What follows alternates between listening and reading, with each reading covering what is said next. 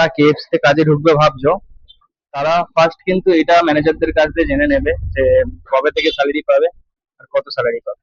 কারণ তোমার যদি 10,000 টাকা স্যালারি হয়, খুব বেশি হলে কিন্তু তুমি পাবে ফার্স্ট মান্থে 2,000, 4,000, খুব বেশি হলে 6,000 টাকা। এর থেকে কিন্তু বেশি তোমরা এক্সপেক্ট করো না। আর ওরা ঢোকার সময় কিন্তু এই কথাটা তোমাদের বলবে না, ঠিক আছে?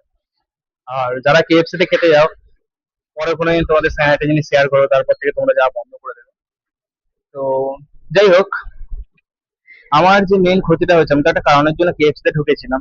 যাই হোক, আমার যে মেন ক্ষতিটা হয়েছে সেটা হচ্ছে আমার ভিডিও ছাড়া 1-1.5 মাস পুরো বন্ধ হয়ে গেছিল। কারণ আমার শিফট ছিল 6টা থেকে ভোর 3টে। এবার শিফট শেষ হতে হতে 4টে, 4:30 বাজিয়ে দেয়, ওই মুখেরই কথা, 3টে অব্দি। তো আমার পুরো ভিডিও ছাড়া বন্ধ, জিমে যাওয়া বন্ধ, 1-1.5 মাস পুরো আমার ক্ষতি হয়েছে এই জিনিসটা। তো এটাই একটা আফসোস আমার। আর আবার জিম সবকিছু নতুন ভাবে আবার শুরু হবে।